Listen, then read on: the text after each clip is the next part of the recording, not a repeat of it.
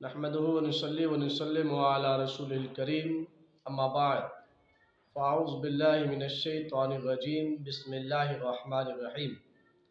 नाज़रीन, आज आपके सामने ये ज़िक्र करना है कि किसी आदमी की जो हाजात हैं उनके पूरा होने का तरीका क्या है।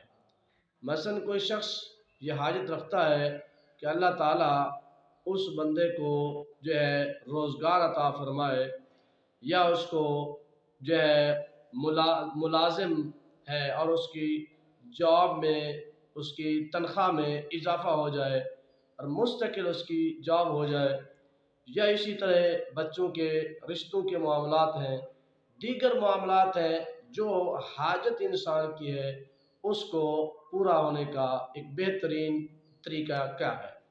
नाज़रीन, उसके लिए नमाज सलातुल हाजत पढ़ी जाती है।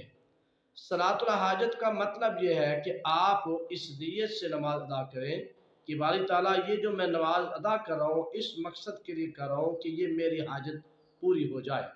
और उसकी नीयत इंतहाई आसान लफ्ज़ों में है कि आप और कुछ भी नहीं कहें, बस इतना ही कह दें कि मैं 2 रकत नमाज हाजत अदा कर रहा हूँ।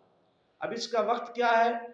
इसका वक्त सिर्फ जो है इसका वक्त सिर्फ जो है फजर की नमाज के बाद नहीं पढ़ सकते, और असर की नमाज के बाद मगरिब की नमाज की अदायगी तक नहीं पढ़ सकते। इसी तरह दोपहर को भी जो है ये जब सूरज सर पर होता है तब भी ये नमाज अदा नहीं कर सकते। इसके अलावा तमाम औकात में आप नमाज अदा कर सकते हैं।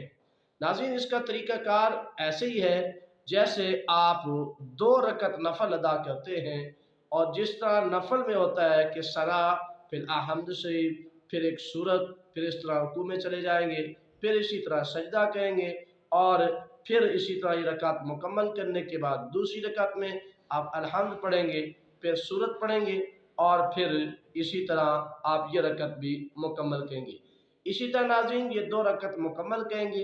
2 रकत की तकमील के बाद फिर आप कुछ देर के लिए हज़ूर अलैहिस्सलातु वस्सलाम की बारगाह में दुरूद व सलाम का नजराना पेश करें।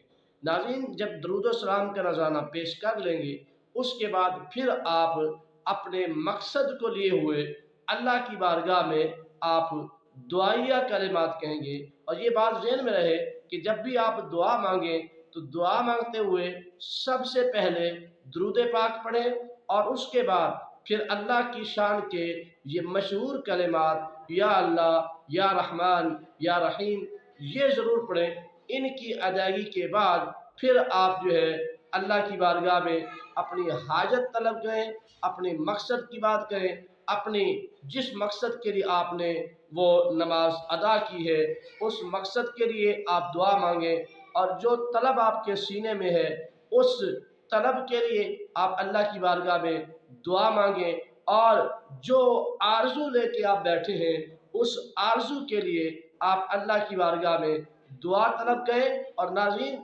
ये किसी भी वक्त आप कर सकते हैं, बस अल्लाह की बारगाह में दुआ करें। तो कुछ नाज़रीन का ये भी ख्याल होता है तो क्या ये एक दफ़ा पढ़ें या कई दफ़ा पढ़ें। तो नाज़रीन, शरीयत की तरफ से कोई इस पर रुकावट नहीं है, आप इसको बार बार पढ़ते रहें जब तक आपकी हाजत पूरी नहीं होती।